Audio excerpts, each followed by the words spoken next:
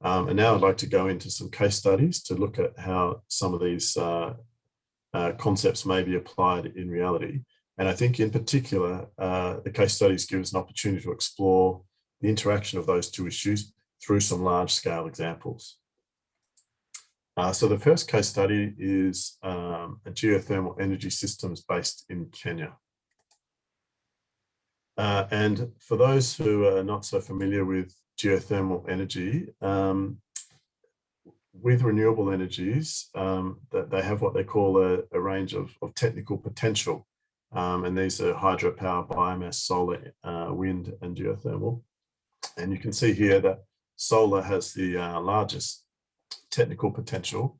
But I think it's important to note that geothermal, which is probably much less widely heard of, actually has the second largest technical potential of all those renewable energies at the moment. And if you look at the range that we see there, we see 128 to 1,421 exajoules per year. And to put that into context, the primary energy consumption in the United States is approximately 100 exajoules annually. Okay, so an introduction to geothermal power. This is a very simple diagram, but I think it sets the scene well. Usually in areas of tectonic activity, there may be hot water located in the ground relatively close to the surface. That can be accessed through a well. The hot water can be turned into steam, which can power a turbine and generate electricity, which can then be transmitted to areas of demand. And then some of the condensed steam or water can then be cooled and re-injected back into the ground. Geothermal systems, the largest group of electricity production is the geysers in California in the USA. The second largest is in Cerro Prieto in Mexico. Larderello in Italy is the oldest commercial geothermal electricity generation system. I think it's since the early 1900s, so the system and the technology has been operating for some time. And then the case study that I'll be looking at is the set of Olkaria geothermal systems based in Kenya. So some very basic characteristics of geothermal energy systems. Some of the benefits are that it doesn't burn fossil fuels and therefore has quite low emissions. Production can be quite cheap once it's operating. And because it doesn't have any input fuels, it's not subject to fuel cost fluctuations. It has very high availability and is generally quite reliable and constant in terms of production. Its efficiency as an energy production system is high. It has quite minimal system maintenance because it doesn't have that many different components within the system, and some of the system components do have quite long lifetimes. And also the system is modular or scalable, so it could be increased in response in a modular manner in response to demand. However, it does also have a range of different challenges. As I mentioned, it's usually dependent, it's quite site-specific and dependent on the availability of the inputs, which are hot water being close to the surface, and that's usually in tectonically active zones. The production does produce some greenhouse gas emissions, and I'll show you in Kenya how some of those are being used to close the loop. Conventional fields can cool down after time. They're not renewable forever unless they come from certain systems.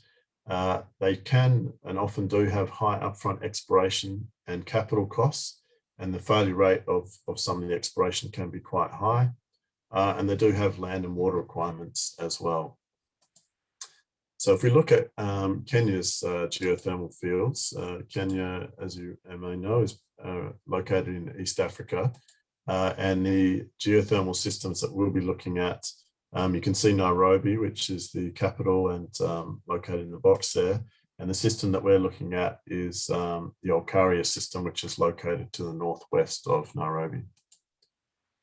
So these are some examples of the system. You can see an electricity production facility in the left, and you can see some of the fields with the condensing process and steam coming off on the right. So if we look at it from a sustainable development point of view, we have environment, social and economic components. Obviously, there is the low carbon generation side, which is very important. But we notice here in Kenya that the geothermal activities are actually located often in national parks. So there's generally quite good synergies with some of the national park areas, and there's probably not many, particularly fossil fuel and perhaps coal-fired power stations and things like this, which could operate with a relatively small footprint in conjunction with animals and other users.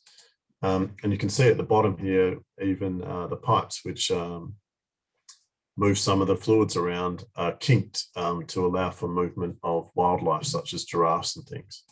And also it's worth noting that the Hell's Gate National Park, which is shown up on the left there, is on the tentative UNESCO World Heritage List, despite having the power station within its grounds.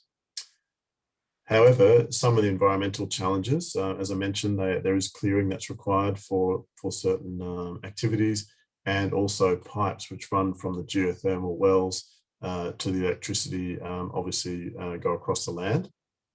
And recently there's been studies such as here from Yale Environment 360, where the push for low carbon development is maybe threatening some of these wild areas. Also, I mentioned that geothermal generates at a site, and then the electricity needs to be transmitted to the demand centers. So you can see in the top picture on the right here that can also require land area as well. In terms of social, in Kenya, I mentioned that geothermal process can produce greenhouse gas emissions at a very low level. But in Kenya, what they've done is they've captured some of that and they've redirected it into greenhouses, where the enhanced carbon dioxide actually assists with the growth and temperature control of, in this case, commercial roses. And so there's whole industries that have spun off the geothermal energy production. Here's also another example of tourist sites using some of the hot water generated from the geothermal systems as tourist attractions. However, it hasn't all been positive. Many of the areas where the geothermal systems are located are traditional Masai Mara lands, and there's a lot of cultural significance for the people in these areas, and so the interactions between themselves and some of the geothermal activities may not always be positive. There may be some positive benefits of employment and livelihood opportunities, but also infringement on some of their traditional land areas and some of the traditional activities. Economically, we see that geothermal plants are a major contributor to electricity production in Kenya. You can see in the picture here that can be up to more than 50%, which is very important for all sorts of activities in Kenya, from commercial through to residential and other across a range of sectors. Kenya has managed to achieve improved electrification rates for households over quite a short period of time, which has benefited a lot from having this reliable source of geothermal electricity supply. And also we see that it's powering transportation systems between major cities, in this case from Mombasa to Nairobi. So if we look at geothermal potential, as I said, it's quite site specific. We looked at Kenya there, which is circled. And you can look at the USA, which is the West Coast. So there's quite a lot of potential there. And this is where geothermal systems are installed. And again, in the USA, there are some significant installations already. In the United States, leads the world in the amount of geothermal electricity generation. And there is opportunity for that to be expanded through new technology, which is coming through, what's called enhanced geothermal systems. And also coupling geothermal energy with other types of energy systems, such as solar. And in New Zealand recently, a hydrogen production facility is being powered by geothermal energy. So there's different technologies emerging, which could bode well for the USA. So is there potential for increased capacity in the United States? Many people do think so, and it may be explored further in the future. A recent report was done that said there's enormous untapped potential for geothermal in the United States. So it may be part of new green deals and that sort of thing. So I think looking at that first case study, how does geothermal energy generation sit in the context of sustainable development and low carbon resilient development? Hopefully it's raised some questions and perhaps answered some as we've moved through. The second case study we're looking at is landscape scale rehabilitation in China. Many ecosystems globally are degraded, but what defines degraded ecosystems? Degradation refers to chronic human impacts resulting in the loss of biodiversity and the disruption of an ecosystem structure, composition, and functionality. Here are some examples of that. As Marwa mentioned, I'm from Australia and currently based here. Two of these examples, one is the Great Barrier Reef, bleaching off to the left, and at the bottom is a case of dryland salinity. So these are cases of environmental or ecosystem degradation. And I guess the question to ask is, how can degraded ecosystems impact sustainable and low carbon resilient development? As a case study, we're looking at China's Lost Plateau, which is in the Yellow River Basin. And it's off east of the Tibetan Plateau and occupies the Yellow River Basin itself. This area has been occupied for thousands of years and is regarded as being the cradle of ancient Chinese civilization and had early dryland agriculture present. It supports over 100 million people, many of whom are rural. And originally it was covered by grasses and trees until at least early AD. And then over time, excuse me, there was degradation of this area. And you can see in these photographs the denuding of the Yellow River watershed. So remember, the last slide just said that there was grass and trees naturally in this area. But through occupation over time, some of the area was denuded. The Yellow River, which many of you have probably heard of, was originally called the river, but its name actually changed to Yellow River due to increasing siltation of the river over time, and it became the most silt-laden river in the world. This led to quite severe flooding. And here's a photograph, an aerial photograph from NASA, which shows that there's a lot of discharge, excuse me, from the river into coastal areas, which means a loss of fertile soils, but also an impact on ecosystems that are receiving that. Impacts of the degraded river basin, the energy generation was reduced and asset life was reduced.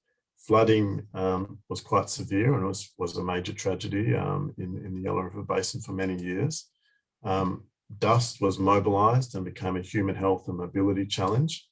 There was additional infrastructure required to protect assets, which cost money, obviously. And also for people living in the catchment, the areas became quite low productively. So how to respond?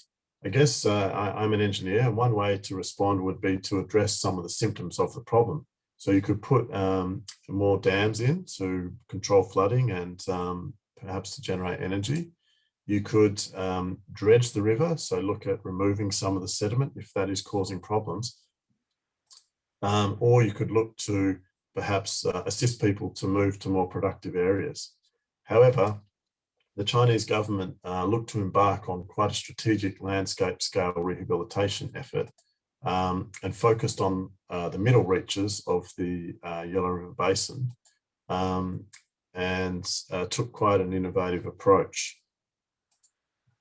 Some of the components of the rehabilitation activities included wide terracing, diversification away from animals, grazing of animals, to horticulture and silviculture, improvements in livestock management and largely the prevention of open grazing, revegetating of slope lands, and some innovative ideas such as check dams and land reclamation, where they allowed areas to fill up with sediment and then create new fields, which was quite interesting and very innovative.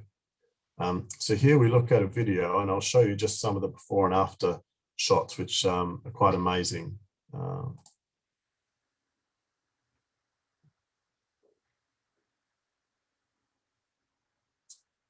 So this is before the efforts were undertaken.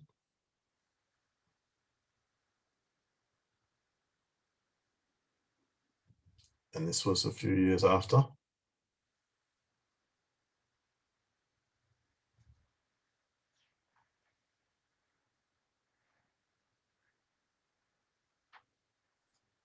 And again, the same here. You see wide terraces being created as part of the rehabilitation effort. This is before and then after. And you can see it's not just in the foreground that the changes occur, it's across the whole landscape. It's a very impressive effort.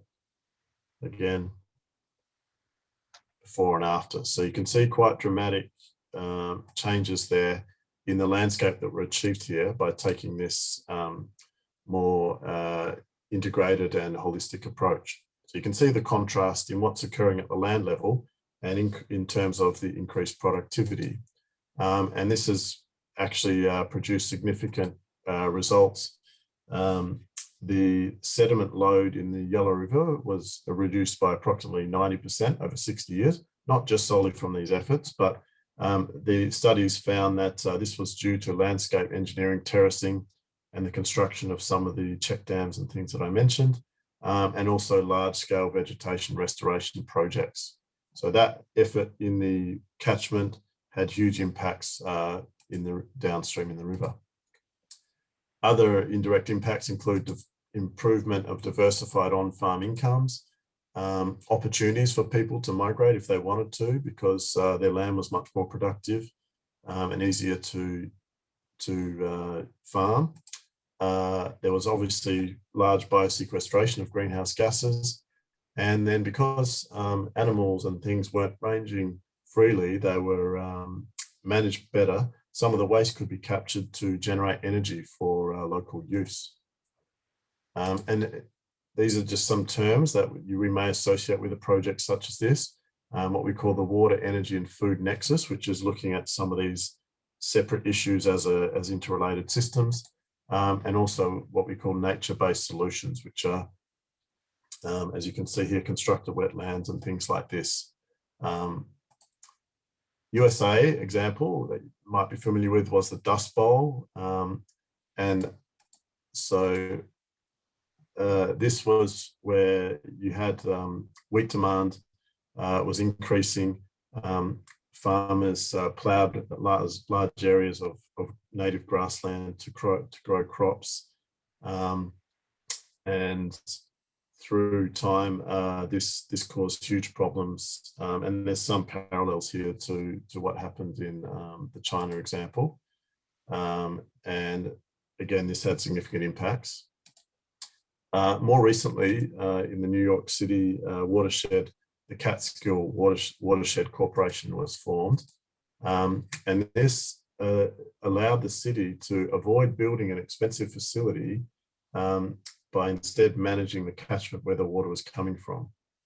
So they helped to maintain a clean water supply through land acquisition regulations and locally run environmental programs, which included septic rehabilitation, stormwater controls, salt storage improvements, and various education programs. So again, instead of building a piece of infrastructure, which could be expensive, may require a lot of operational maintenance costs, they thought it was cheaper to address some of the sources of the problems and take a different approach.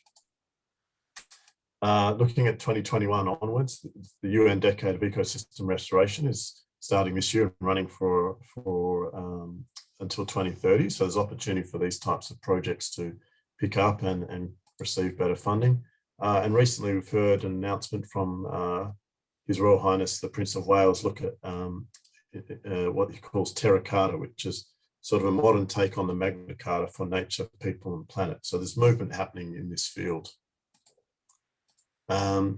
So again, like with the first case study, how does landscape scale restoration sit in the context of sustainable and low carbon resilient development? Last case study, this is a shorter one. The first two were project examples and obviously involve lots of efforts. Everything has to be paid for somehow. And there are emerging finance models to help look at these types of things. So how can finance help to enhance the pace and scale of transition towards sustainable and low carbon resilient development? Sustainable finance generally refers to the process of taking due account of environmental, social, and governance considerations for investment decisions. And so there's finance to support economic growth while reducing pressures on environment and considering social and governance aspects. And looks at transparency on risks. We talked about that at the beginning. And mitigation of those risks through different actions. Sustainable finance could support delivery on objectives of the European Green Deal. We see on the right there, financing the transition as an important element in the European Green Deal, and potentially for the USA deal, Green Deal as well, if it goes forward. One aspect that is interesting and emerging is what we call green, social, and sustainability bonds. These are bond instruments where the proceeds are used for eligible projects with positive environmental or social outcomes. And this is what we call the bond universe. We see here the green bonds, which could include climate bonds or blue bonds. We have sustainability bonds, which again cross like the sustainable development, the interaction diagram with social bonds. And you can see that this market is growing very quickly. From 2013, it barely existed, to over $600 or $700 billion. And it's forecast that the global green bond market could hit 2 trillion euros in a few years. So it's a very fast growing area. And this is what is required to facilitate some of this sustainable development and low carbon resilient development. Again, I've done some work with the Asian Development Bank, and green bonds have been used to finance geothermal power systems, as we looked at in Kenya, and other solar projects as well. There are a whole range of innovative bond applications which are emerging, which are quite exciting. Just a couple of weeks ago, the world's first wildlife bond to boost the numbers of endangered animals was launched by the World Bank. We see at the bottom here that such bonds are being used for greening COVID-19 recovery. And we see on the right here that Thailand issued a bond to support affordable housing. So these are some ways that finance is being used to help facilitate some of the transition. Okay, so in summary, I hope the presentation has shed some light on the intersection between sustainable development and low carbon resilient development, and that it's provided some food for thought for integrating such thinking into future project and also finance opportunities. So thank you very much for listening. I appreciate the opportunity to speak today, and I hope it's been of value to people. Thanks. Well, thank you very much, Dr. Pillar. That was very informative, great talk. So many important topics about sustainability, basics of sustainability, and then applications. Let me see, and we have like a minute or two before students have to head to another class. So any questions? Sorry, I went over time a little bit. No problem. Alexis, there's a question from Alexis Smith. Sure. And then if you don't mind, I'll share with the students your email that you have here. And if they have any, sure, they can contact you directly. Alexis, please go ahead. Yeah, so I'm happy for people to contact and ask questions. I realize that the time for questions is a little bit limited, so happy to take questions later as well. Thank you, Brett.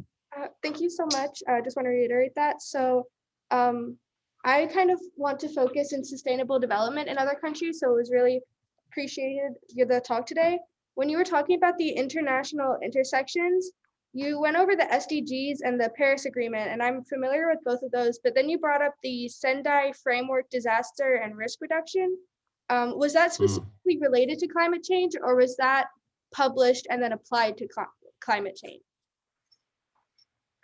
Yeah, thanks. I'm glad you found the examples relevant. The reason I brought that one in is because it is a bit less known than the other two. And as you saw there, I think it runs from 2015 to 2030. So it was introduced around the same time as the Sustainable Development Goals. And obviously it is related to climate change because climate change can increase the likelihood, the magnitude of disasters as well. So I think they're certainly related, and the idea is that they should all be taken into account in sustainable development. But it's more, when we talked about adaptation, it's more a little bit related to adaptation. So if disasters are going to get worse, typhoons, these sorts of things, how can you manage that? How can you manage the risk, the uncertainty? So yeah, I think in response, it's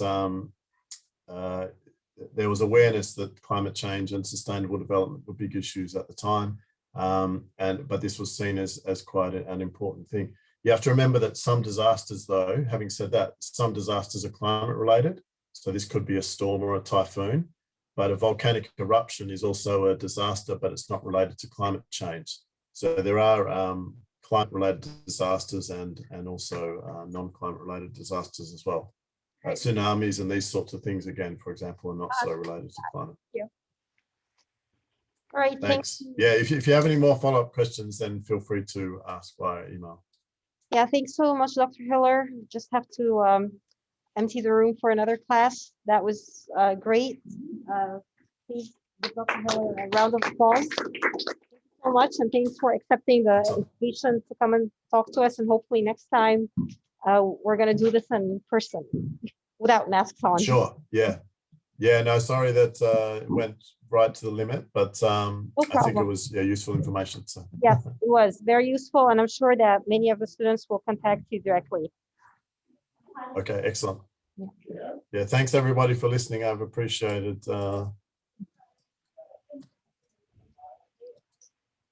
Yeah. All right, Brett. So I'll. Yeah, thanks very much.